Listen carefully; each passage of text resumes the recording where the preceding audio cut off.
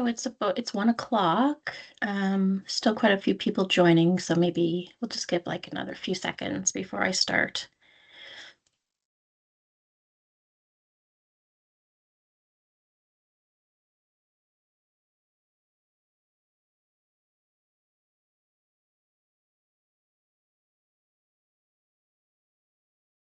All right, well, we'll get started. It just seems to the flow of people coming in have seems to stopped now.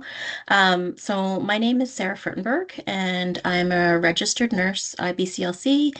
I'm a BCC board member and a BFI mentor, and I'm joined by April Costello today as the co-host for this roundtable event.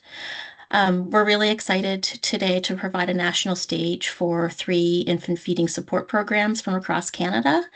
And I really hope that you can come away with ideas and inspiration to begin your own version of peer support in your own area, because peer support is such an important piece and has such a positive impact on breastfeeding duration and exclusivity. I am joining from Bridgewater on the southern shore of Nova Scotia. I live on the lands and waters of Mi'kma'ki, the ancestral and unceded territory of the Mi'kmaq people, who are part of the broader Wabanaki Dawnland Confederacy. As someone born and living in this place, my work caring for and supporting for the breastfeeding goals of women, babies, and families is a direct and meaningful act of care for the land and the waters of Mi'kma'ki. We are all gathered today here because providing safe infant feeding support is important to us. And by doing this, we are weaving commitment into the future generations of all of our ancestral lands, honoring the deep principle that caring for the people is inseparable from caring for the place itself. And I'll pass it over to April. Thank you, Sarah. That was a lovely acknowledgement that felt so very real, doesn't it? Thank you.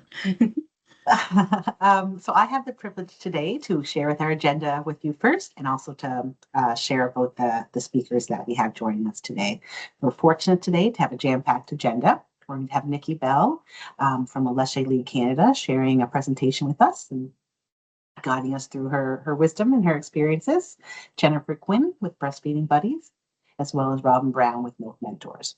And then, so we'll have everyone doing their presentations, and then we've set aside some time for a Q&A period and some time for discussion at the very end. So we ask that you hold your questions till the end. If you want to put them in the chat, that's fine, just so you can remember them, and we'll be sure that we're fielding the chat as well. Great. So first we'll get started with Nikki Bell. So Nikki Bell uses she, her pronouns and is the Director of Operations for the Leche League Canada, where she works nationally to support volunteer leaders, strengthen community partnerships, and expand access to evidence-based breastfeeding education.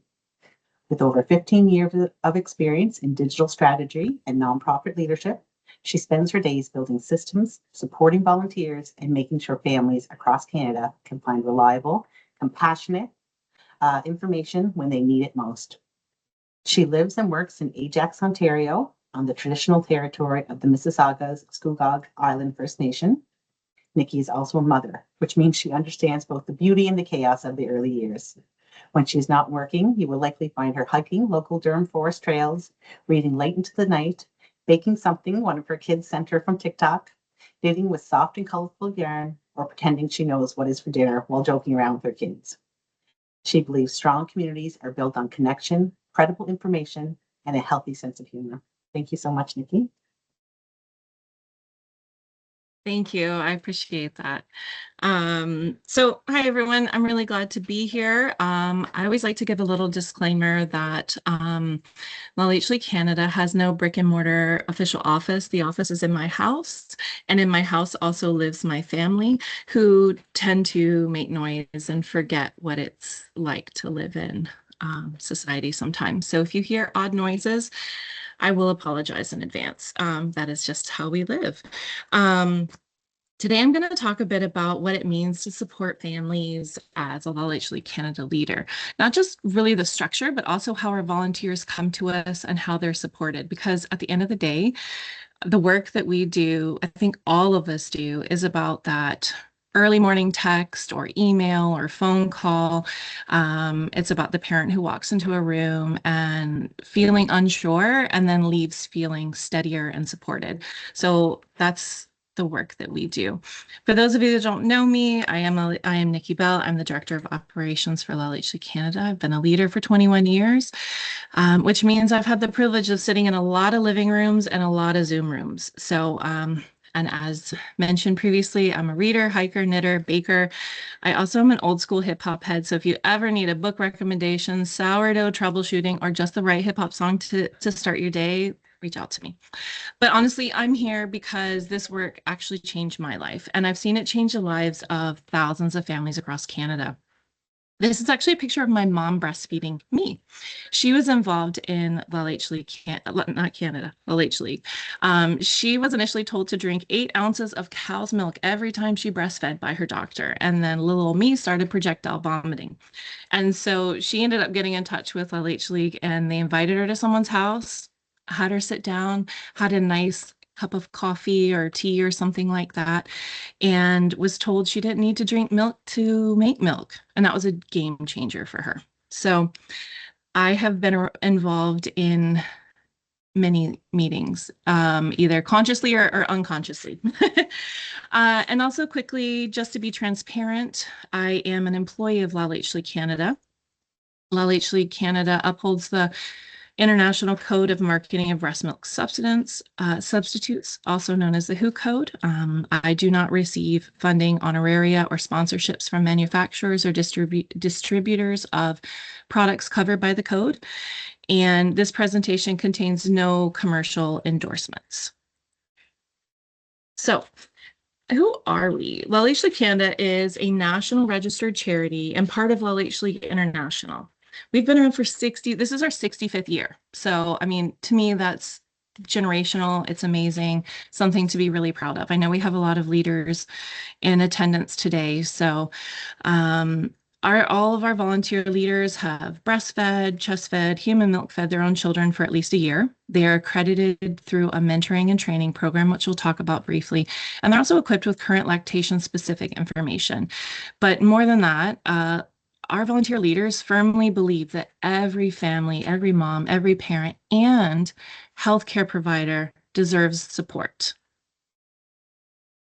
So I also like to throw this out there because a lot of times people don't know this, but in the 1970s, when breastfeeding rates were declining and formal clinical training in lactation was limited, leaders in the LH League were among the first to identify the need for standardized education and professional recognition in the field of breastfeeding care.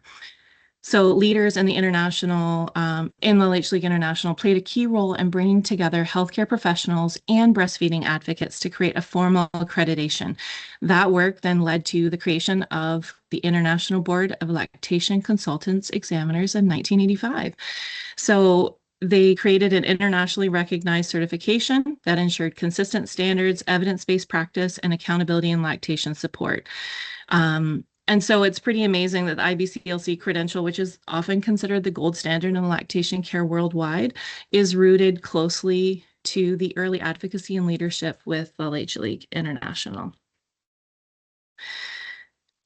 One thing that we like to talk about is how peer support complements. It does not replace clinical care.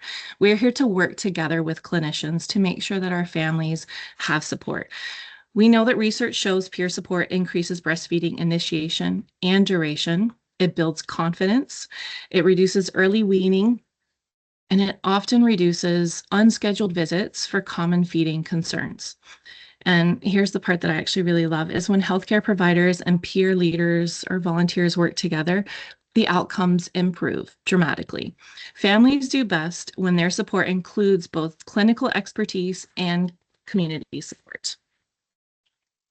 So these next slides, I'm going to go through kind of quickly, are the philosophy of LH League. And there's also our newest edition of The Art of Breastfeeding. If you haven't read it, I highly recommend either the ebook, the audiobook, or even just purchasing it. You can borrow it from our virtual library if the wait isn't too long. But I'll quickly go through our 10 philosophies. Mothering through breastfeeding is the most natural and effective way of understanding and satisfying the needs of babies. Human milk is a natural food for babies, uniquely meeting their changing needs. Alert and active participation by the mother in childbirth is a help in getting breastfeeding off to a good start. Mother and baby need to be together early and often to establish a satisfying breastfeeding relationship and reliable milk production. Breastfeeding is enhanced by the loving support of the baby's father, co-parent, partner, and/or close family member who value the breastfeeding relationship. In the early years, the baby has an intense need to be with his mom, which is as basic as his need for food. For the healthy full-term baby, human milk is the only food necessary until the baby shows signs of readiness for complementary foods about the middle of the first year after birth. Good nutrition means eating a well-balanced and varied diet of foods and as close to their natural state as possible. And ideally, the breastfeeding relationship will continue until the child outgrows the need. You'll notice a theme with our philosophy that it's relational, responsive, and it centers the needs of the baby and the capabilities of the nursing parent. These philosophies are about understanding that feeding is more than just nutrition. It's about the emotional, developmental, and human need. Oh, and sorry, I missed one there. From infancy on, children need loving guidance, which reflect acceptance of their capabilities and sensitivity to their feelings. So no matter the province, families can expect the same core approach. We have about 230 volunteer leaders. We host about, and this was in 2025, so these are our averages. We host around 90 meetings a month. I mean, that is pretty amazing to me that we have volunteer leaders doing 90 meetings a month. We have prenatal classes, which I'll touch on later, a national healthcare provider conference. We have our LLC Latch-On events hosted in the fall. And when added up, we have over 2,671 total years of service. And that number always makes me just kind of pause because this is collective wisdom and actual generational support. I mean, that's pretty phenomenal. It's over 2,600 years of wisdom. LHC Canada also provides, and also I just want to quickly say, when you take slides from Canva and put them in PowerPoint, they get wonky. So this is nobody's fault. It's just a tech issue. Please excuse that, you know, some of these things happen. It is what it is, but you'll get the gist of everything. We also recognize that families are not one size fit all. We have specialty groups supporting BIPOC families, 2S LGBTQ plus families, solo parents, pumping parents, and families navigating FASD. We have support offered in multiple languages. We have toddler meetings, weekly meetings that provide consistent connection and support. We acknowledge that representation in lactation and communities matter, cultural safety matter, and ongoing support make a huge difference. We provide, and I think I touched on this earlier, a free virtual library through Libby. You can borrow ebooks, audiobooks from your phone or tablet, and if you're on your laptop and you want to scan the QR code, have at it. Otherwise, it's available on our website. But these are all books that have been suggested by leaders and families. So, and we'll be adding more as time goes on. Our information sheets, we have over 150 of them, and they're written at a grade 5 reading level, so that if you're exhausted at 2 o'clock in the morning and you're trying to read something, you're not trying to break down what something says. It also makes it easier to translate, and it also makes it easier for newcomers. And you don't need a PhD to understand what we're saying. We have our newborn nursing videos, and these are something that we are so proud of. I just want to give a quick shout out to Heather, who is the mom in this video, who is also an LHC Canada leader. She generously volunteered her time and her sacred journey of breastfeeding her little one here. And the calming voice that you hear in the background is another one of our leaders, former board member Cecily Heslett. I often tell her she should be doing meditation videos because her voice is so calming. But these are great visual learning tools, and they can help build confidence in a way that text and, trying to explain something to a mom, like, oh, try, when you're doing things, you just need that little video. So these are really helpful. The other thing that I like to highlight about this is the only person touching baby is mom. There is no other hands involved. There's no helper that's moving things, and that empowers mom to be able to understand how to do this. And there's nothing really that dates these videos. We don't have a lot of clothing in the sense that it doesn't date, like necessarily trendy stuff. So these videos also become timeless. Our leaders have access to communication skills workshops, and they learn active listening, open-ended questions, and non-judgmental support. There are ongoing communication workshops available throughout the year. And we also have an empowering conversations workshop that was created by a fantastic leader in Atlantic Canada, Joanne Elder Gomes, and she really has done a wonderful job. If you've not taken that course, Empowering Conversations, and you are a healthcare provider, I absolutely encourage you to. Joanne's a lovely person to work with, and definitely reach out to her if you're interested. The other thing we offer is a free prenatal class that leaders facilitate virtually or in person, and it's wildly popular. We've had over 3,000 registrations in just almost 3 years since launch. It's scripted and set up in a way that leaders can present in a way that fits with their life. And all of these resources are created to remove barriers for families and our volunteers, because we know that nobody has time to do a bunch of stuff. And if you have time to volunteer, we need to make it easier so that you not only want to volunteer, but that you want to stay volunteering.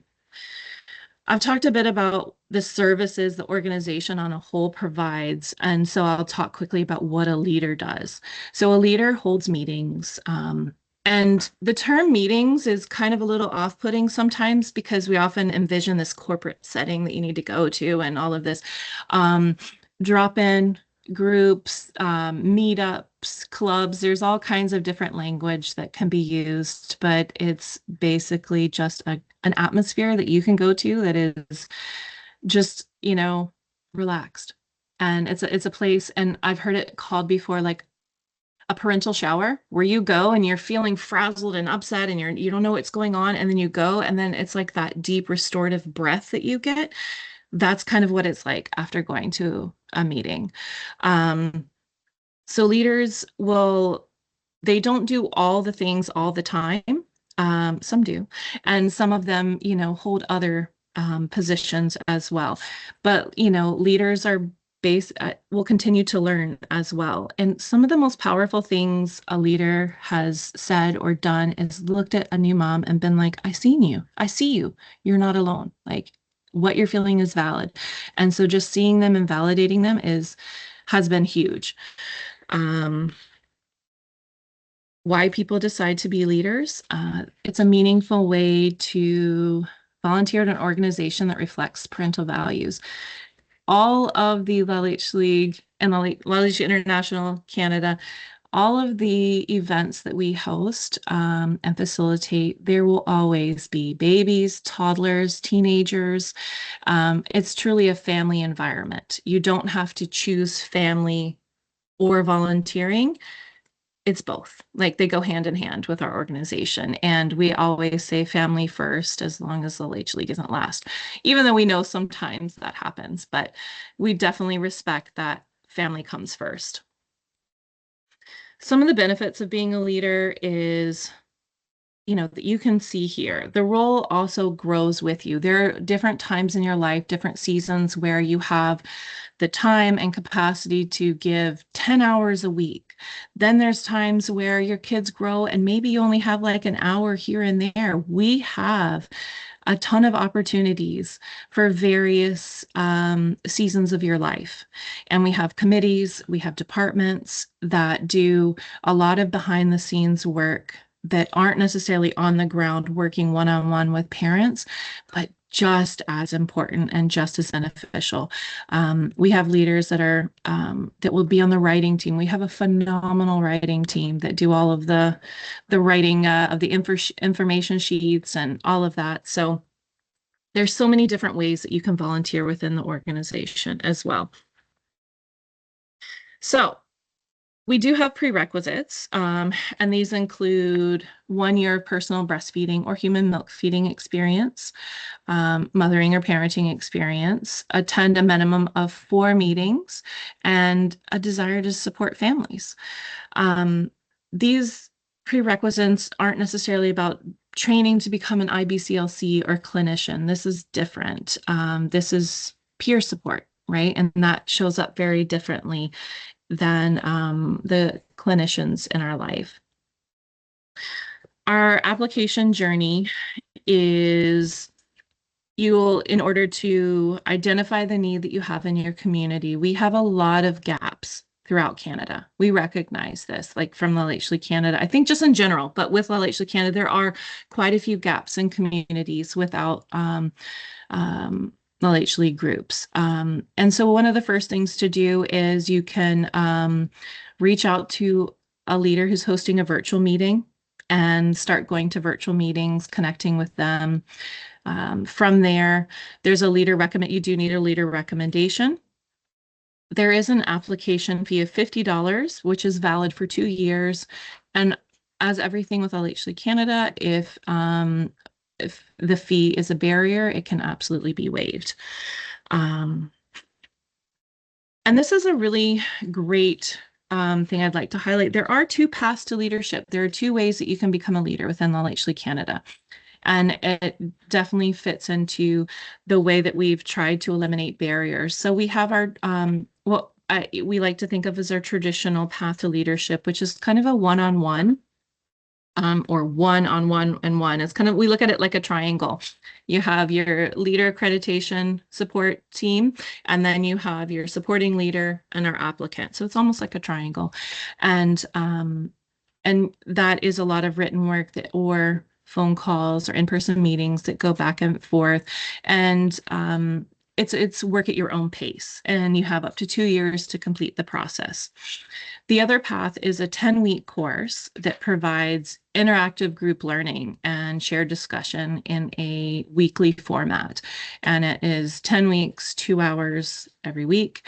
We have guest speakers, and it really builds community amongst the applicants. And so those are the 2 ways that you can become a leader, and those are absolutely up to the applicant. And also it depends on timing, because sometimes the 10-week course is in the evening, the witching hours for lots of people. You're going to hockey, you're going to ballet, you're doing all these things, and you just can't balance it. And that's okay. You can also do the self-paced as well. So LHC Canada provides a network of support for for all of our leaders and our applicants. There's training and mentorship. We talk about the insurance and policy framework of the organization, branding, materials. They have access to national resources, ongoing continuing education, and a network of very experienced leaders. Remember that 2,671 hours I talked about? What a network of resource that is right there. Let me tell you, if you think that you're the only one, I guarantee there's a leader within our community that has experienced something similar or knows someone that has. So applicants are supported every step of the way. And maybe someone here is thinking, hey, this is something I could do. And that's really the first step, just being curious. So if anyone is interested in leadership, you can always email leader accreditation at llc.ca. This is our volunteer leader of accreditation, volunteer administrator of leader accreditation, her email address. We have on our website interested in leadership, the art of breastfeeding, and our website. And I'll just quickly close with this, like from living rooms to virtual meetings, from like the very first latch of a teeny tiny baby to one of those massive toddlers nursing. often even into support for families that are navigating the sandwich years.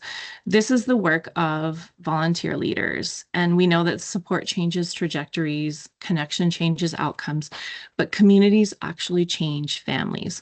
And every thriving breastfeeding community started with just one person who noticed a gap and decided to step into it. And maybe one of them is you. Maybe one of you is here in this virtual room with us. So feel free to reach out to us if you have questions about leadership. And I just want to thank the BCC for reaching out and including us and for all the work that they do in the front and in the back. It's tremendous. So thank you all. I appreciate it. Thank you so much, Nikki.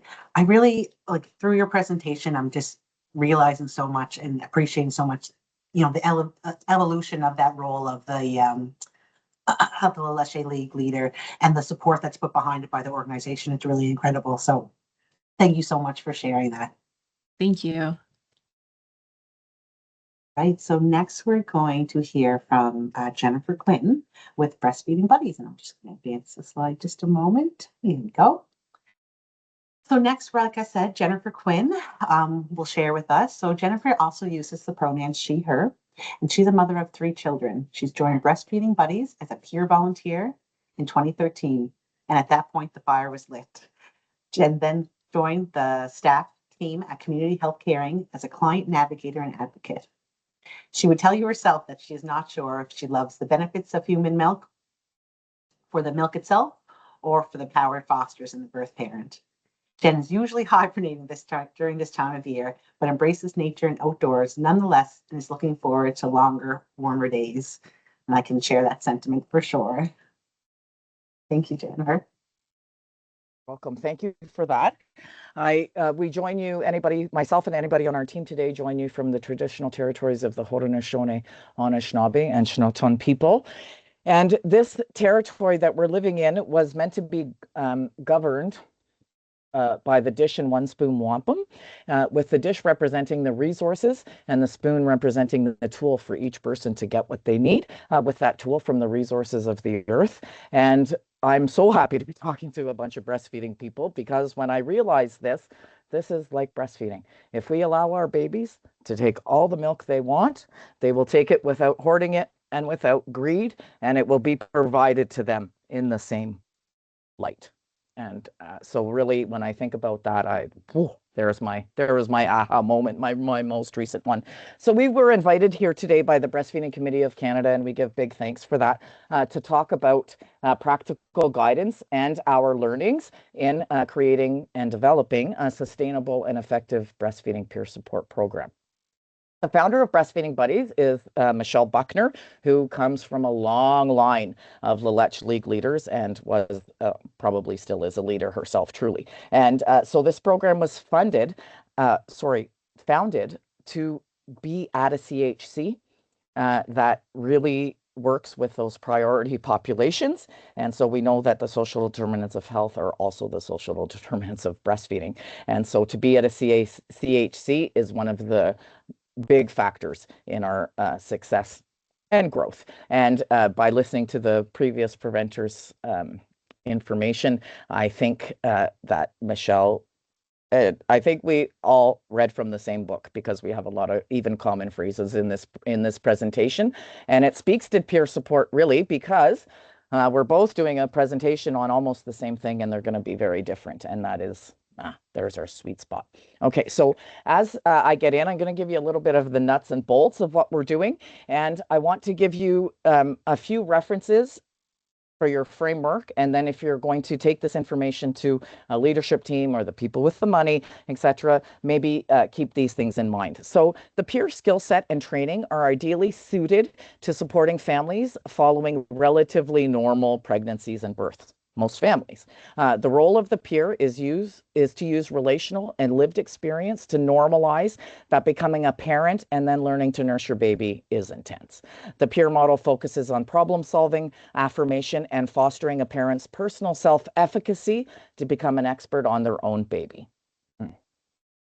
For the instances, though, where feeding does become more complex, peers can continue to support parents while learning alongside them and drawing on appropriate clinical and systems resources and navigations. The role of the peer is not to offer crisis support. And really in our own team, it took us a long time to really understand that, along the lines of, you can't breastfeed every baby. Yeah. And so we can't do crisis support, but we can provide guidance through receiving crisis support. We can be a steady voice in a trusted and relational way. And then finally, important, breastfeeding peer support is not free.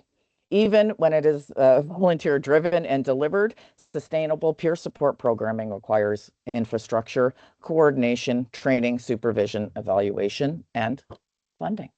Okay, so let's get into the nuts and bolts of it here. I think my slides are a little bit slow, so don't know what we're going to get here. Training. I'm going to talk about sorry to interrupt you, Jennifer, but you can actually take control of the slides and advance them yourself. See the take control button? See, there's our peers helping us do well at the presentation. Thanks, Jennifer. Okay, so now we're on training, prerequisites, curriculum, and continuing education. All right, now okay, so our prerequisites for training and we can be flexible on some of these things because we know our entire volunteer cohort and we know what we're working with, but a couple things we're not flexible on is that they must have 6 months lived experience feeding their own human milk to their own or adopted child. Okay, they can pass a vulnerable sector police check. They have a grade 5 English literacy level. They have dependable internet access. They can self-commit to volunteer with us for 1 year. They reside in the region of Waterloo, and they have a desire to help other families support them to meet their breastfeeding goals. Okay, our mandatory training to become a counselor in the Breastfeeding Buddies program sounds like very similar to the time commitment for La Leche League. We were based it pretty tightly over the 18-hour World Health Organization Level 1 breastfeeding peer support class. It was adapted by Kathy Ventner and Michelle Buckner and Teresa Pittman, I think. And so we've changed it down to 2 days in classroom for that collaborative work and then half-day self-guided learning. Some of the things that we were covering in person over the 3 days could have been done on a self-guided way, and it's easier to have the recruitment is easier for 2 days in classes. It's difficult to ask certainly somebody on maternity leave and supporting all their family's needs to come for 3 continual days. And so that 2 days is really working for us.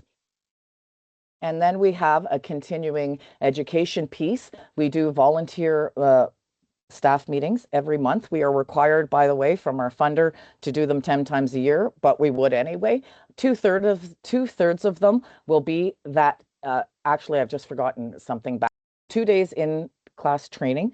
The first day is that technical training for milk. How does milk work? How do we make it? What are the actual health benefits of milk? How does it create outcomes in child and mother? All of those things. And then the second day takes that information, that technical information, and uses a peer lens to give practice in how to deliver it, how to use strength-based language, how to have people see themselves in the support that they're receiving from breastfeeding buddies. Okay, then we have those monthly volunteer staff meetings. There is 2/3, like I say, are a technical component. So maybe we'll do assistive devices. What are people using for assistive devices? It's out of our scope to suggest them. But if one of our matches is working with supportive devices, we'd like to have some knowledge of that. Maybe we will talk about temperament in breastfeeding, position and fit, returning to your marriage bed after breastfeeding. Those, really things that we can deep dive in and that we don't see at the run-of-the-mill breastfeeding pamphlet that we see in hospitals and in other public spaces. Okay, and then we have train the facilitator, which happens about twice a year. And if we are not doing it twice a year, we need to be doing it twice a year because we want to train our volunteers to deliver our prenatal workshop, to deliver our virtual programming, to deliver our in-community programming, and then how to represent our brand at advocacy tables. And we do that twice a year. We don't evaluate our volunteers ever, unless there was some problem. I've worked here 7 years. There's not been a problem as yet, but we don't evaluate them at all, but we want them to know maybe a little bit how we might say it. How would we deliver that information if we were? But there isn't going to necessarily be big rights and wrongs in there. And so once the volunteer has volunteered with us for 6 months or even a year, and they have that lots of experience, lots of hours taking on matches, joining our events, etc., then they will be invited to the next level of training. And that's the train the facilitator training. Okay, so a little program snapshot. The thing that I would say is very is unique and unique to what La Leche League does, although I can tell you we were totally founded off that concept and wonderful way of providing breastfeeding support to families, is the one-on-one peer matching. And so peer volunteers are matched to an expectant or birth parent who is looking for some, I can't even read my own slides, that's how small it is there. Most often have self-referred. The matches and the moms or the birth parents can communicate by text, email, or phone. They can meet in person, but it has to be in a public space. At Breastfeeding Buddies, nobody ever would go into a home. We don't go, and it's always going to be done in a public space. In our early on center, we have a center here they can come to, etc. If I had to pick something to coach or to implement first, if I was starting over, if we were starting over, it would be that one-to-one peer matching. You can gain your momentum, you can hone your skills. It doesn't take a huge investment of time to do it, and it's a place to start, and it's really that, sort of seed, and very effective too, but very seed programming for when you're starting a breastfeeding support program. And all right. Okay. And then we have our prenatal education. And this is a 2-hour breastfeeding class. We offer it every month on Zoom and in person. There is a focus on the benefits of human milk for the parent, the community, the child, the system. How to know human milk feeding is going well. Okay, normalizing infant and maternal behavior. I spend a lot of time normalizing infant and maternal behavior, and it's worth it. I say that absolutely non-sarcastically. That's what is needed usually when we're working with families. Hand expression as a tool for self-efficacy across lactation, and how to get support when you need it. And that would be the second thing I would add in if I had a magic canvas and I was starting a new peer program. Okay, and then programming community. Programming and community are one of these traditional things that birth parents, women have always done, joined in strength circles. And until you're in that circle, you have no idea how strong they are. And those are breastfeeding drop-ins, cafes, we call them walk-in talks. Those we want to be volunteer-led whenever possible. Because when the staff is there, the volunteers are less active because we're no longer peers. We're now taking more training, etc., going on there. But that peer lens is what is really what we're all about. So we have the same training, but the way that this person experienced it may really resonate with another person, and it may not resonate with the next person, and then they can go on to the next buddy. So it's very, we keep it a lens for this type of work to be volunteer driven and led. Okay, and then when we have capacity to do so, we attend health fairs, baby shows, newcomer information nights. We partner with a refugee clinic, so we find ourselves in those spaces. And then this in-service piece, we get quite a lot of action and traction and movement, and then referrals by doing in-service training with agencies that are working within that 0 to 6 space and the prenatal space in region of Waterloo on how to be a breastfeeding ally. And that's what we call it, a breastfeeding ally, because maybe they don't have lived experience. Maybe they nursed their baby for 6 months and moved on. Maybe they're not a parent, whatever. But unless you're skilled in this field and a total zealot like we are, you might not be able to make eye contact with a woman in your play group. That's breastfeeding because you feel shy. But we'll tell you how to do that. We'll give you tried and true statements to go. We will do a FAQ, promising practices, how to get out there. Why does it matter? Depending on where we're going, will depend on what we deliver there. But that is pretty key part of our business plan, and it keeps us it keeps our names in our community partners circles, which we want, and actually creates breastfeeding allyship. Yeah. Okay. Now, I don't know. Okay. And then finally, and I can't even really say finally, virtual programming for us was born out of COVID. And I can say it is actually was a benefit of COVID or a beneficial learning in COVID. Let's say that again. Don't want to say there was actually benefit. Okay. And those are weekly group support sessions on Zoom. They run in a series of 3: latch, supply, coping with crying, and nighttime breastfeeding. And then we repeat it and we get a new cohort of parents at that time. They're very well attended. And we had to do this in order to provide the support that we do during COVID. But what we noticed, and we thought that we would just be catching moms that, maybe weren't van moms that weren't going to go to those public spaces in the early on, but it's not the case.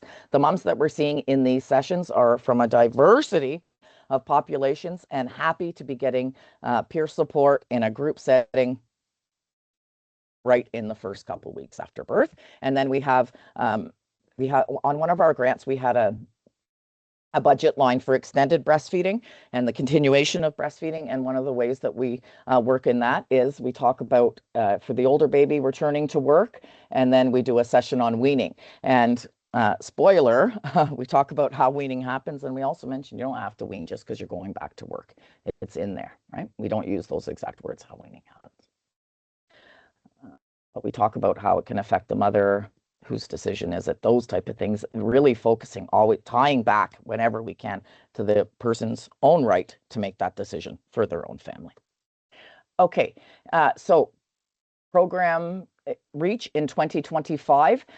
This is very rough numbers for 2 staff members, a manager, and a social media person. We saw or reached 1,000 clients directly, which means we administered their own health record in our system. That's what we're using to differentiate it.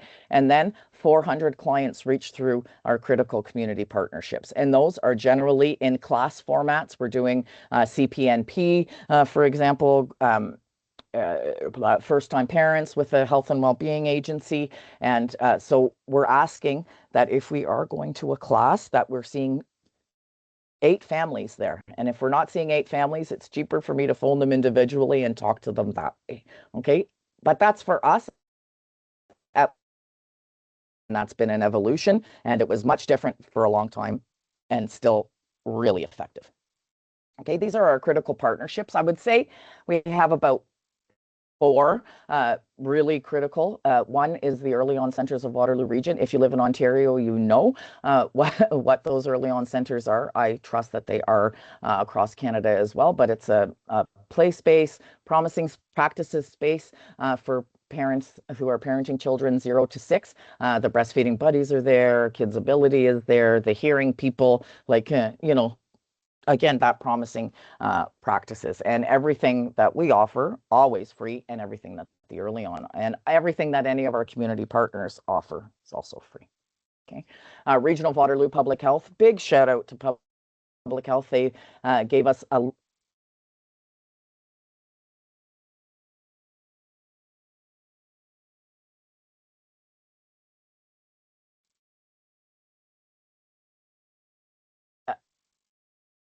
critical and principal funding for a long time.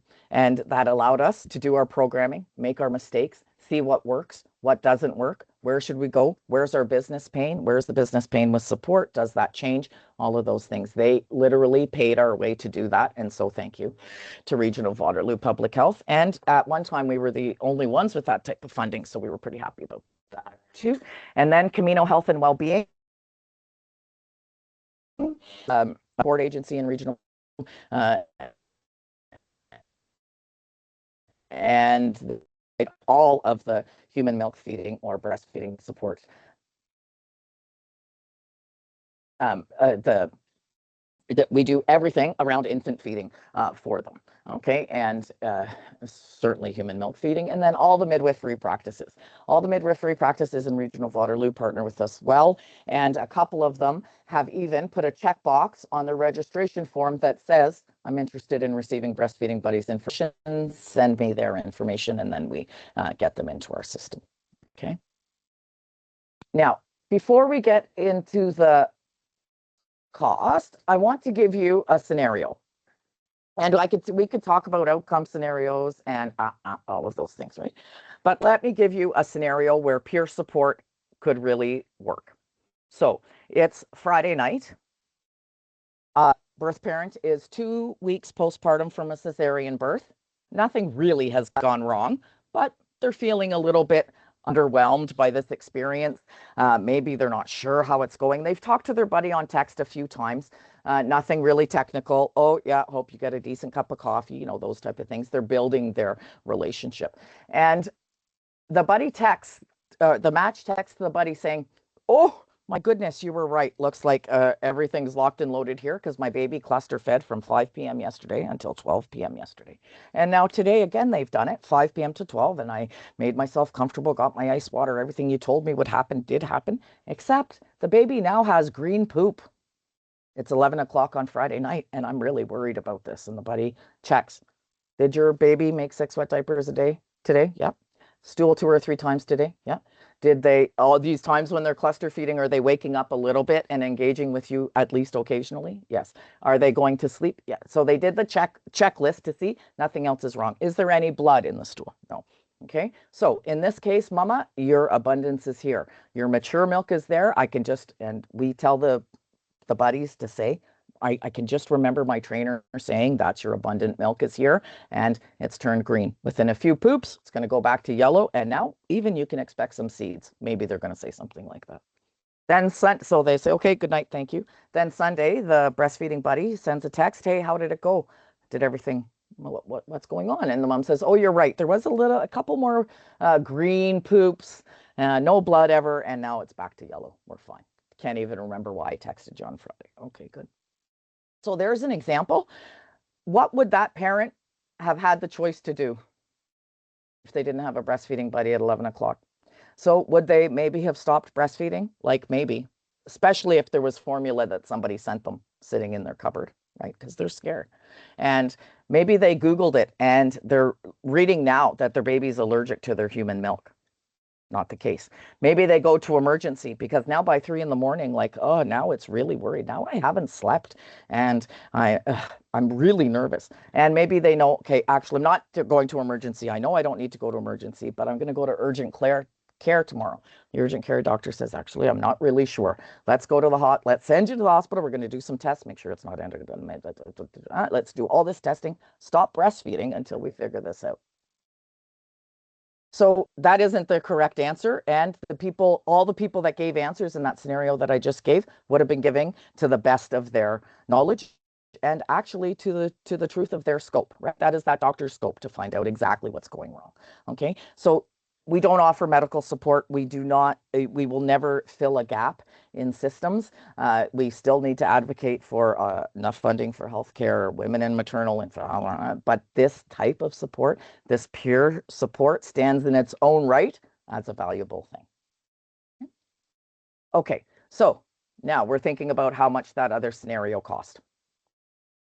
Here are the considerations to take to your leadership team, or if you are the leadership team, I'm giving you the considerations right now. So for startup and ongoing, we were a long time, 15 years, like with a 0.6. So that's 2.5 days, okay, of dedicated program staff.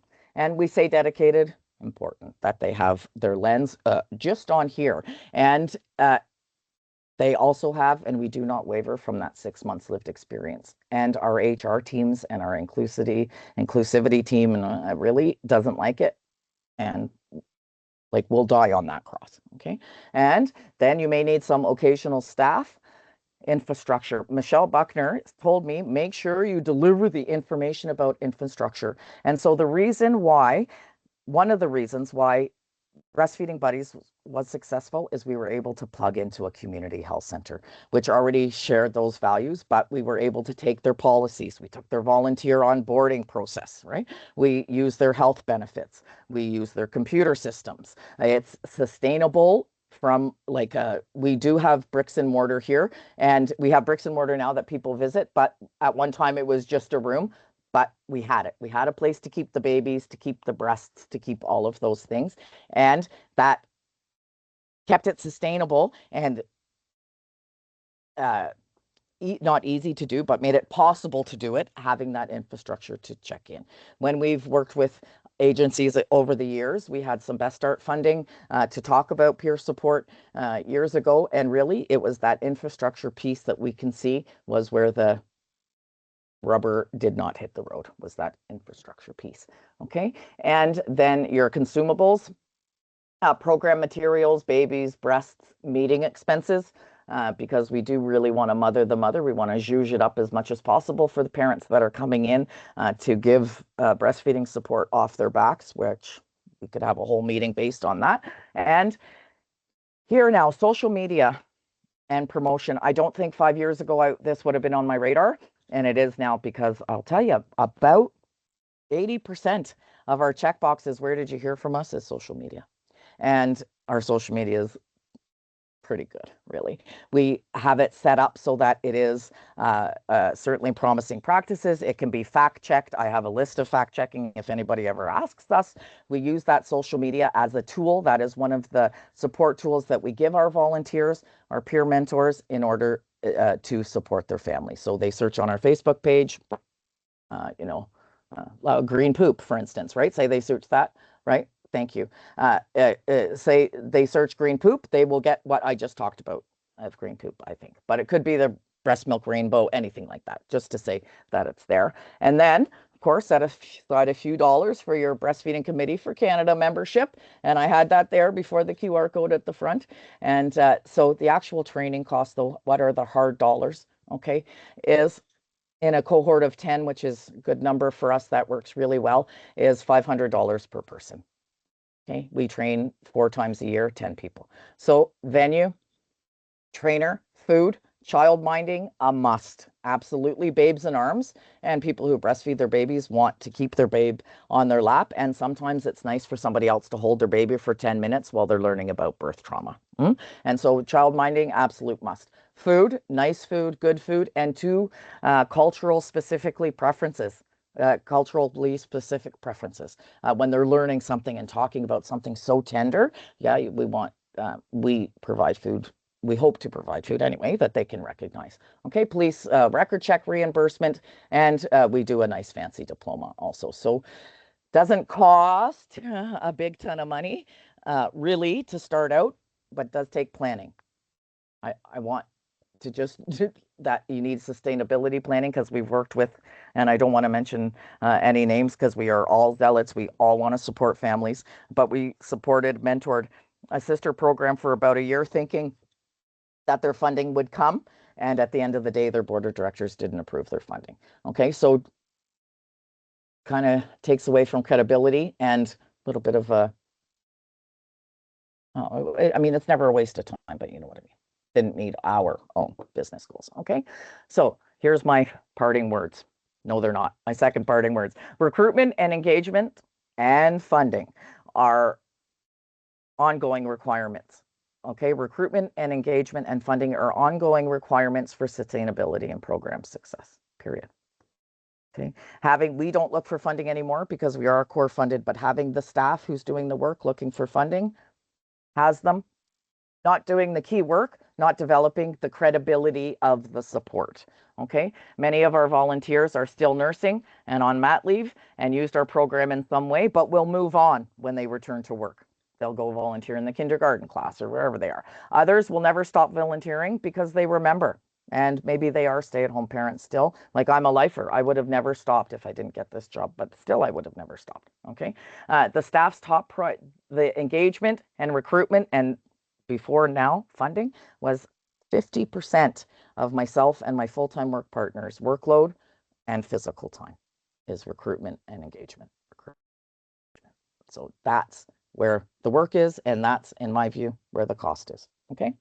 And now finally, anybody, please, we invite you to follow us on social media, share any and all of the posts that you want to share without editing, adding, or omitting anything. And please, when you can use it in programming, etc. When you're using it on social media, we would ask you to tag the Breastfeeding Buddies of Waterloo Region. If you are looking for more information from us, we have it on our, no, wrong order. So we have 2 videos on our website, breastfeedingbuddies.com/videos. The first one is a video that was commissioned by UNICEF. We always feel like everybody's seen it, but sure enough, there's people in our space that haven't seen it. So take a look at that. And then Weaving Our Common Threads. Best Start funded us a long time ago. Myself and my little baby was in it. So I think maybe 12 years ago, funded us to do a peer support video. It's parsed out into chapters for learning, and you'll see it all up there. If you would still like further information or conversation on it, please, you're welcome to reach us at any time. Jay Quinn at Health Caring, my information's there, and then Michelle's is below. Michelle has a really, really big portfolio now, and I can get to her anytime. So that's why I suggest you email me first. And then we have it in the business plan. We have it, a little bit over here. We've been talking about it for a long time. This question that came to us from the Breastfeeding Committee for Canada was asking for practical guidance, not to talk about the power. I'm going over time. I'm just about done. Not the power of peer support or the value of peer support itself, but how to do it. And it just kind of got us thinking that, we could develop turnkey solutions for sure. We can. And right now, and that's in the future, like probably by the end of 2026, we would know more about that. But even right now, we could do consultative work for you. We have to backfill the work that we're doing, but it can be done. So we can think outside the box, and we can, you can, like if we picture a turnkey, and I'm only thinking out loud, like you're taking the credibility that's been built already. Yeah. It's all fact checked already. The registration forms are all built. The policies are all there. So just something to think about, kind of like a franchise, I guess. Okay, and I am done. Thank you. Sorry about going over. No, that's okay. Thank you, Jennifer. Ooh, those thoughts that you had about like consulting, that's really, really will be so attractive to so many people. I just have to say, watching the growth and the reach of Breastfeeding Buddies over the last number of years has been really incredible. And every time I see something about it or I dig deep into it, I'm always amazed at the so many layers of support that are built into the program. It's wonderful. So thank you so much for sharing. Thank you. All right, and now we have Robin Brown with us to share from Milk Mentors. So Robin Brown, using she, her pronouns, is a program coordinator, for Milk Mentors Manitoba in Winnipeg, Manitoba, in Treaty 1 territory. She's a graduate of both early childhood education and creative communications, and has worked at Uville Community Hospital Center for the past 3.5 years as a coordinator for family wellness initiatives. She is currently completing her core lactation consultant course via Lactation Education Resources, in addition to her lived experience of breastfeeding her own 2 children. Robin has been supporting families in Winnipeg for over 15 years and is a passionate about empowering parents in their journey for feeding and all that comes with it. So thank you so much, Robin. You can also take control of the slides. Okay. I pressed take control, but it's showing the notes. Do you know how to get rid of that? I don't You know what? notes. You can see the notes, but we can't see the notes. Oh, okay, perfect. Yeah, thank you. Okay. Well, welcome everyone. It's a hard act to follow from the 2 wonderful presenters that were on before me, but I'm super excited to be here. As mentioned, I'm presenting from Winnipeg, Manitoba, which is in Treaty 1 territory. I am coming to you live from the original lands of the Anishinaabe, the Cree, Ojibwe, Dakota, and Dene peoples, and we're also the heartland of the Métis Nation. So I really enjoyed hearing about how things go in other parts of Canada. We're kind of the new kid on the block, so I'm going to give you some information on us and how we started. So a little slide about us and our partnerships. you'll see Uville Community Health Center noted on the left-hand side here. So I am an employee of Uville Community Health Center in Winnipeg, Manitoba, and the Milk Mentors program runs under the umbrella of Uville. So I work as part of our Family Wellness Initiatives program, and I'm also the program coordinator for Milk Mentors Manitoba. I do want to acknowledge that our program did receive grant funding from both the Roseau Compassion Network and the Manitoba Interdisciplinary Lactation Center, which some of you may know as Milk Club, to assist in different parts of our programming. So that's sort of how we work and my little disclosure. So our vision for Milk Mentors, this you're going to see a lot of our social media posts kind of woven through here. This is another one for Milk Mentors, and you can see it says you are safe, you are welcome, and you are supported. So our vision when we came together to do Milk Mentors was to create something that is truly parent and peer-led. So we're a non-clinical peer-led option for parents to access timely breast and chest feeding support right in their own communities. And our goal is to walk alongside families and support their choices so that they feel safe, they feel supported in their feeding decisions, but also their parenting decisions on a larger scale. I say that we really strive, even though we're a predominantly virtual program, to be safe, to be welcoming, to be supportive, and to really, really strive to be judgment-free. What I always tell folks is it's important that we walk alongside the parents that we're supporting. We're never walking ahead of them and telling them, hey, this is the way to go, catch up. We're always there walking hand in hand with them, hand on the back, like, I see you, you're doing a great job. I really want to validate how you're feeling right now. We really just tell folks we want to be a cheerleader for parents. That's a huge piece of our program and who we are. And we really just want to ensure that, no matter what, people feel like someone is in their corner. I also want to acknowledge that one of the reasons we work the way we do is because of our background working in a community health center. We understand that a lot of people come to both our health center and the Milk Mentors program that are very wary of interacting with a system. They've been let down by other systems in their community, whether they're a newcomer or they've lived in Winnipeg their whole life, surrounding rural areas. A lot of them are very hesitant to ask for help. And we always say that as parents ourselves, we know how scary it is to admit that things are not going the way you planned or that you need some help.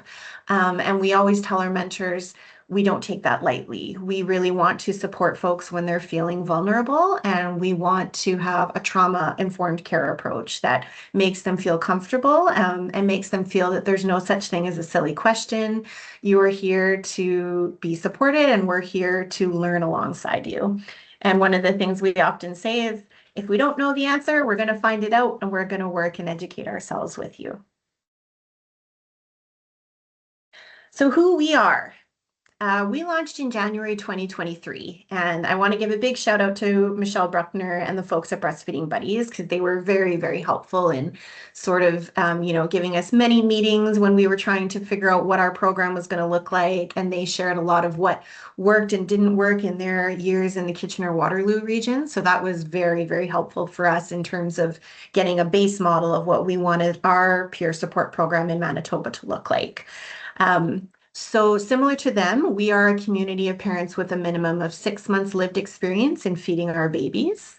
We support parents and pregnant persons who have questions about breast and chest feeding, pumping, and or combo feeding, and we're totally free. And in terms of what it looks like, we always tell parents that they are in the driver's seat. They are in charge of what the relationship looks like with their mentor. They can connect with them one time. They can do regular check-ins. The schedule is always up to them and whatever they agree mutually upon with their mentor. Our training is delivered a little bit differently. Originally, we did also use the Ontario Best Start model as a basis for our training. And then we sort of adapted it between myself and our volunteer IBCLC, who's Carol Dick, and Roxanne Mislicki, who's also an RN that works at our clinic. So when we sort of went through it and we had our first kind of Q&A session, we had put all the social media out and said, like, there's this cool new program starting. Who wants to come and learn about it? We had a great group of parents show up. And the overwhelming feedback we got was that they could not commit to a 2-day in-person training. It didn't work with child minding. Some of them had older siblings that they needed to pick up from school or childcare. Even when child minding was offered, they were like, oh, my baby will need to nap and they won't nap with someone else in the room. So we said, okay, well, how can we pivot this? So we ended up trialing a Zoom option where we offer it split up, the 6 modules are split up into 2 hour sessions that are going through 6 sessions on Zoom, and they're offered in the evenings. And that way parents can log on from home. They know that they do have to attend all 6 sessions. We also offer recordings back for them to watch later on, and we send the PowerPoints ahead of time so they can take notes. We do a lot of still like group and interactive stuff, but we ended up continuing that model every year when we've done our different trainings, because we've gotten the feedback from parents that they appreciate the flexibility with having their own little ones at home. We often call mini mentors to the screen, which we say are the parents who have their little ones on screen that they're feeding and using, to as comfort and whatnot in the trainings. So we always say like it's truly like a community, a village, and those baby mini mentors are also teaching us about how to support different parents too. So I'd like to include a slide about our guiding principles. This is something that we actually took out of our mentor manual. And I just want to acknowledge we have some really beautiful graphics that we use from the National Perinatal Association because we feel they're really like diverse, inclusive. So that's what you'll see here on this slide. So our guiding principles that our sort of advisory team came up with before we launched were the 4 key pieces here. So for one, we are a safe space. We strive to create an environment where parents feel safe with us. As I said before, there's no silly questions. We also say that parents are the experts in their own children. We always want them to feel that they know their child best, they know their community best, and they know what's going to work for them, but we're here to support them, help them access resources, and share our own lived experience and what worked for us.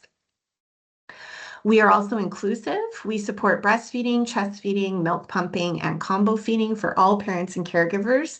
If you follow us on social media, you see that we strive really hard to use like inclusive wording, inclusive education, and even just inclusive graphics across our social media. We have lived experience. We're made up of those trained peer mentors and a board of advisors with a variety of lived experience in human milk feeding. Our advisory board is made up of IBCLCs, RNs. We have heart workers who are working in different capacities supporting parents and community. And I myself, I think it was mentioned in my bio, I'm a parent of 2 who also breastfed both of my babies, so I bring that lived experience to this role as well. And we support and we empower. We really want to support the parents in achieving their milk feeding goals, whatever we always say that looks like. It can look like different for everyone, but we just really want them to feel empowered in making whatever those choices are for their children. And we also, like, our work is really rooted in harm reduction. So we recognize it can be difficult for some folks to access support from a healthcare provider because there's a fear of judgment or a fear about their parenting decisions. So again, we really try to just work from a scope of compassion and kindness. So how it works, similar to Breastfeeding Buddies, we sort of break it down into 4 quick steps.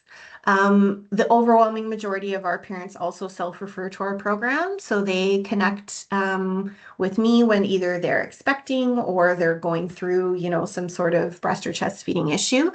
They sort of share what their journey is so far, what their goals are, and then we mutually decide upon what kind of support they want.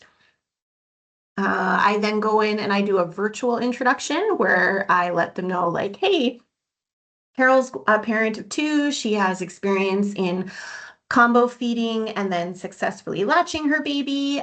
She also dealt with a fluctuating supply, like you mentioned. So she's going to call you tomorrow at 1 o'clock to chat and introduce herself, and you folks can do that and sort of, chat as you see fit. After that, I let the parents know they can make plans with their mentor about how often they want to check in. Texting is a huge tool in our program. So a lot of folks like to just sort of check in with their mentor every time they have a question. Sometimes they'll say to their mentor, hey, can you call me or text me every Friday afternoon to see how I'm doing before the weekend sets in? And then I do another check-in within 4 to 6 weeks just to reach out and let the parents know that I'm thinking of them, just keeping the door open for any communication if needed.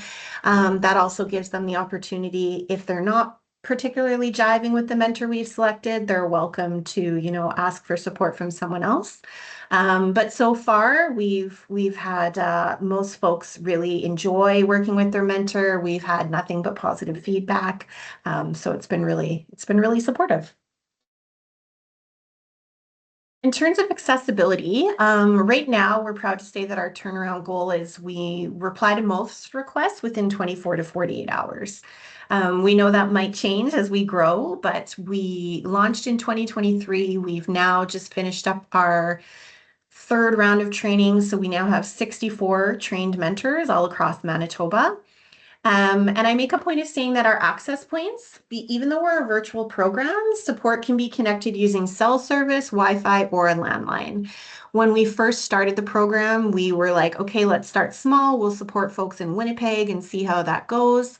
And I think within the first week, we had a parent find us on social media, reach out. She was living in a rural area where there was no primary healthcare provider in her town. It was about an hour and a half for her to go see a healthcare provider.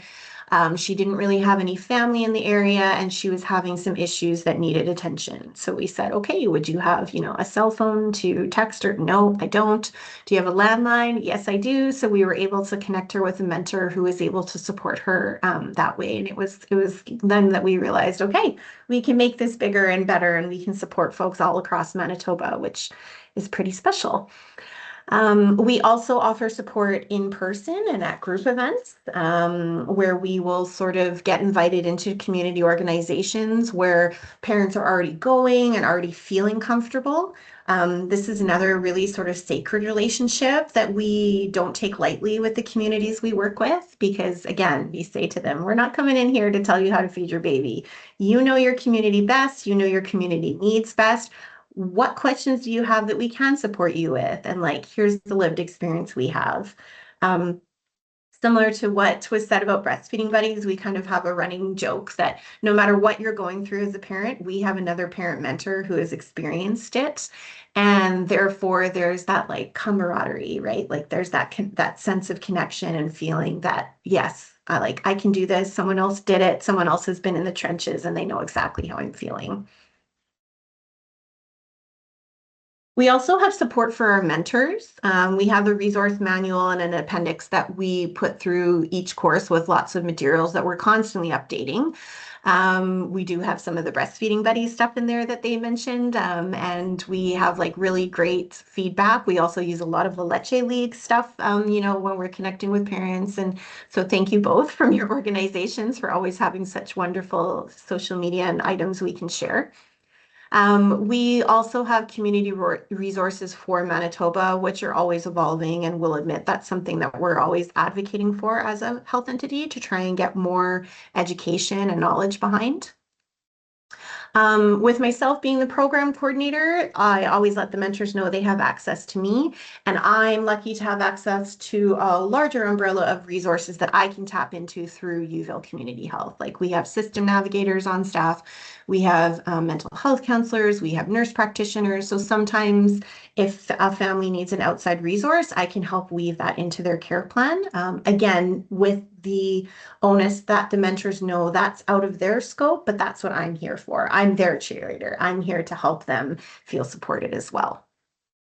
In our mentor community, we also do regular meetings with fellow mentors where we'll ask them hey, what do you want more information about? What do you want to learn about? We'll invite in guest speakers. We have a private Facebook page for the mentors where they can come and sort of share lived experiences, share things that they're interested in learning more about.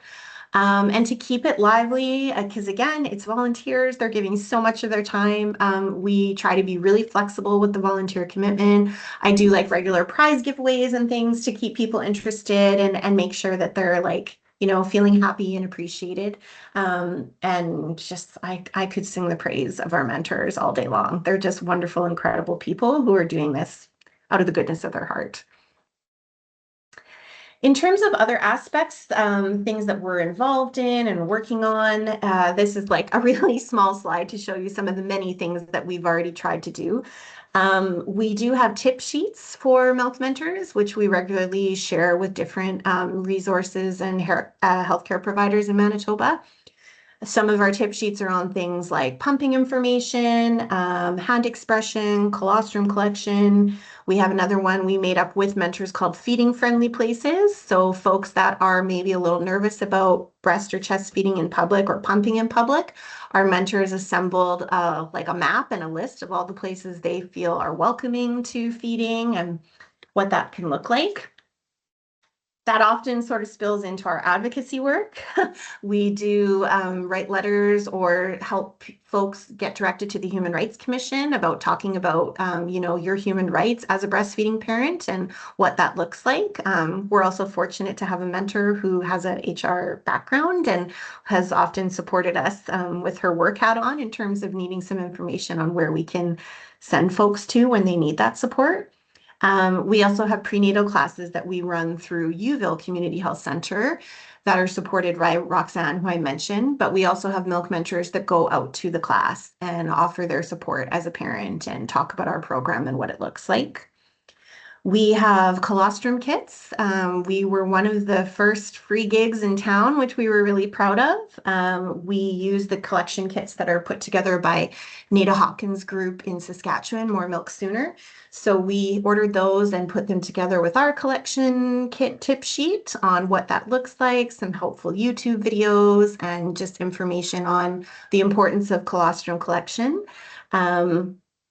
And last but not least, we have our pump library and our lactation library. So our lactation library is a set of wonderful books and resources, including some of the ones that were mentioned by La Leche Lee. We have them there for parents to borrow at any time. Healthcare providers can also borrow them for free from us. And we just recently launched last year our pump library, which is for folks in Manitoba who need access to a breast pump without any barriers. So folks get referred to our program by a healthcare provider. A lot of them are folks that are perhaps NICU parents and are using a pump at the hospital but don't have anything there. And we let them use it for free for up to 6 weeks with ongoing support from us and a milk mentor. So I'm just trying to go through the end here because I can see in the interest of time we've gone over. So I just want to end with this lovely art print who is from an artist in Manitoba, Chris Kozda. And she created this for us because this is really one of our mantras that feeding looks different for everyone. She created this beautiful art piece to show that we support folks that feed at the breast, at the chest. They use, they do the SNS feeding, the tube feeding, they do all sorts of things. So we love this. It's available in her store if anyone ever wants to look at it, but shameless plug that we're really proud of how this came together and how it sort of shows what Milk Mentors does. So if you would like to connect with me for any information, I've got all of my info there. Please feel free to follow us on social media. We're at milkmentors.mb, but you can call, text, email me if there's anything I can ever do to help you. But thank you so much. I appreciate being able to be here as the new kid on the block. Wow. Thank you, Robin. First, the social media posts are beautiful. That's incredible. I'm sure that generates so much. That's the way of the future, right? So very, very nice. And those resources, think about that advocacy for the advocacy piece, support for pumping for those sort of areas is awesome. Really, really incredible. So thank you to all three of our presenters. And I know we're a little bit over time, so those who are able to continue into this kind of Q&A period, thank you so much. I think maybe we can start with one that was in the chat that had been asked, and it was for Jennifer. So Jennifer, there was a couple of moments when you were cutting out your audio there, and I think you were talking about the public health partnership that you had developed. And I think a lot of people had some bits in the chat about really being interested in that. So maybe if you could speak a little bit more about that.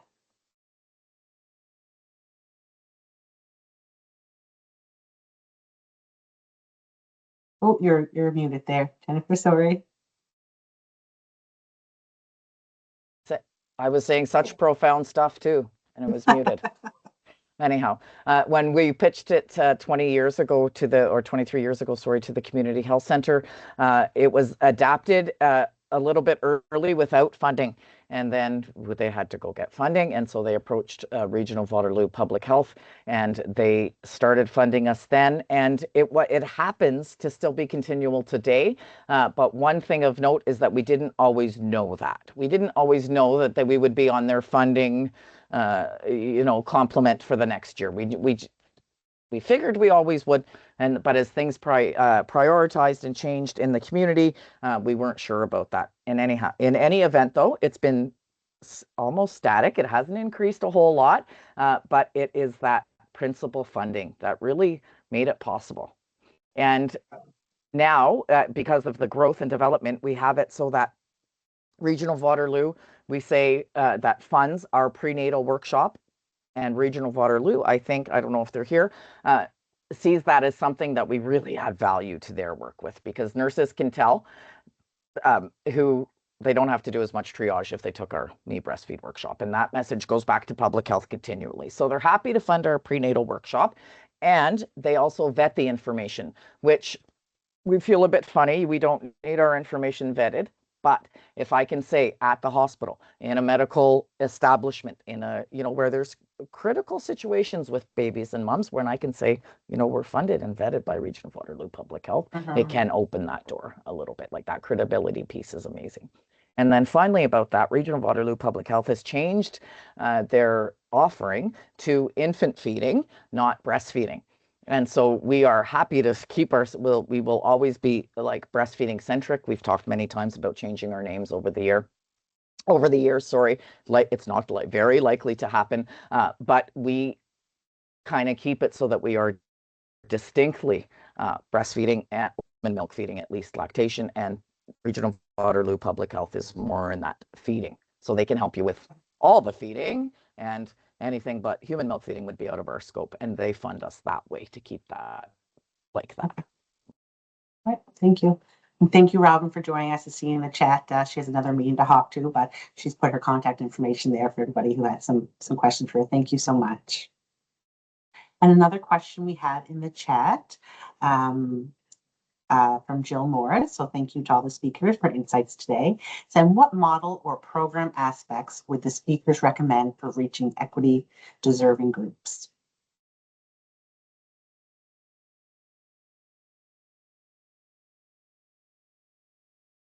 I can answer. One thing that we do, and we've learned that we have to do, is that we have to be very intentional and very targeted with those initiatives, even if it feels funny to us who are, well, actually, a good example is my work partner. Her name is Rania. She speaks Arabic. And a few years ago, I was working with Arabic speaking families.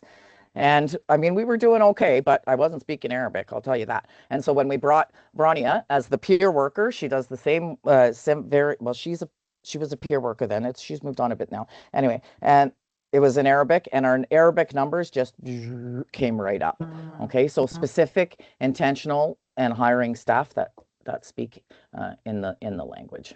Yeah. And yeah. And there's information, if you would use our information, I know La Leche League's information, like there's culturally safe ways to do little nuanced things, like hand expression kit, the one that you would send home with me, has a woman grabbing her breast like this, but for the people who are of the Muslims faith, they're not taking that brochure home.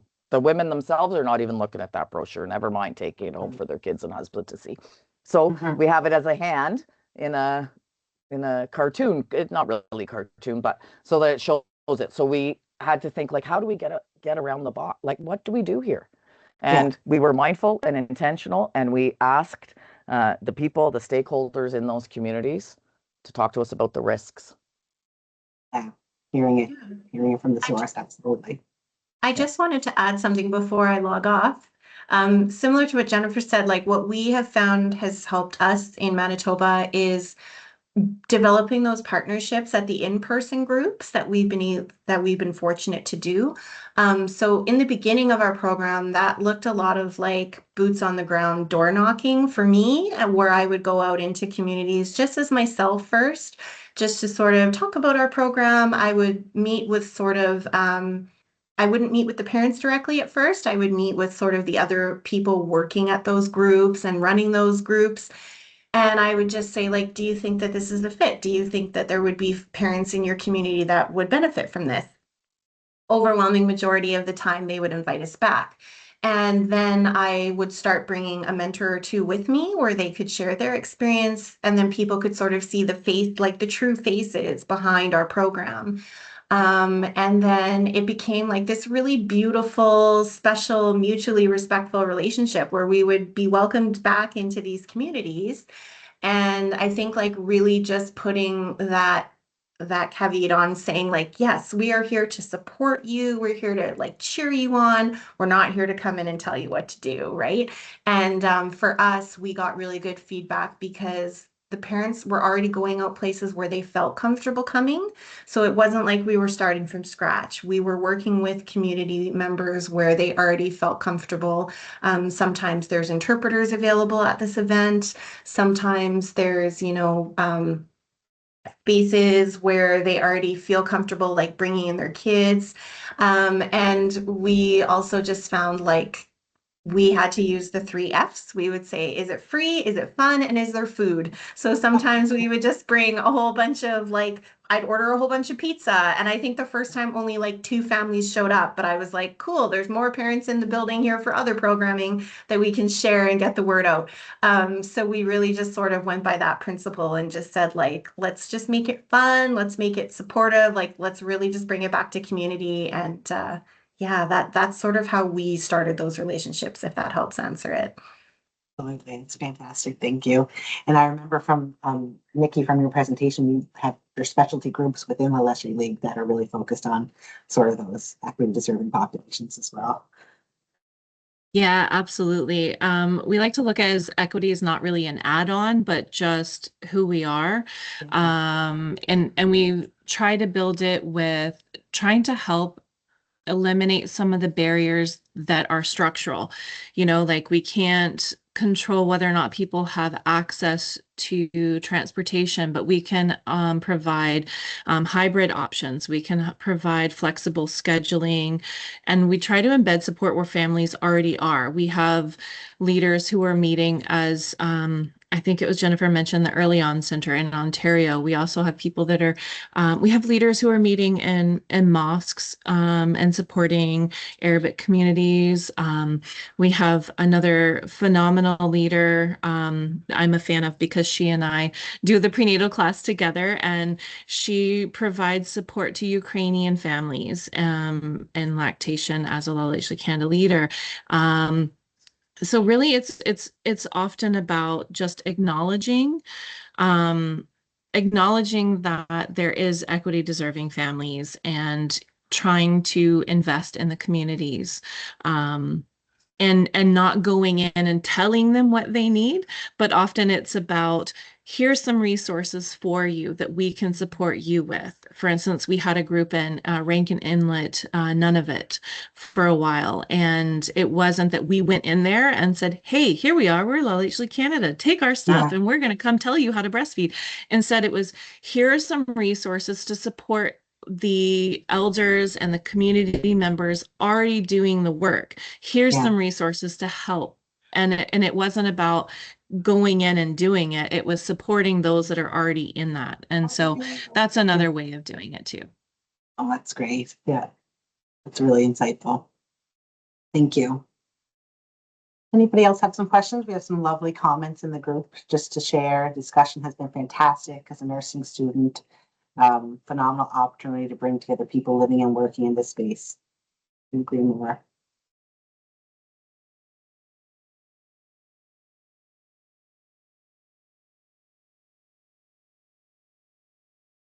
Anybody else have any comments or discussion points?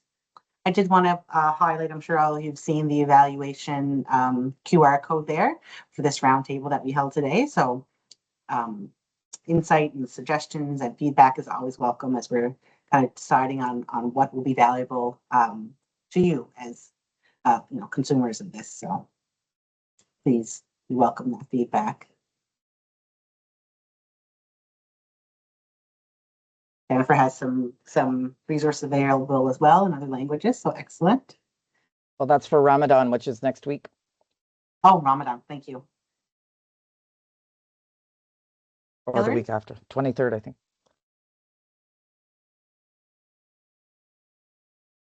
Just a note, the speakers, or sorry, the participants aren't unable, or they can't unmute themselves, but if you can just put it in the chat, then we can Oh, thank you you. can use that.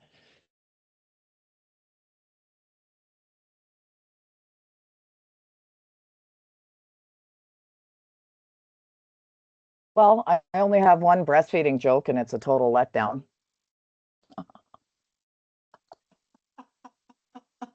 And if you've ever spoken to me before, I've already told you the joke. I'm sorry, but Well, thank you. you're welcome. Oh, Feel free to take it and pass it on. Yeah. Hey, that's a great way to conclude. I appreciate that. Well, thank you everybody so much for sharing and for joining us today. We've lost a lot, but we're over time, but it just goes to show how much valuable information and how much engagement that there is with these topics. So we really appreciate it. Thank you all very, very much. Thank you.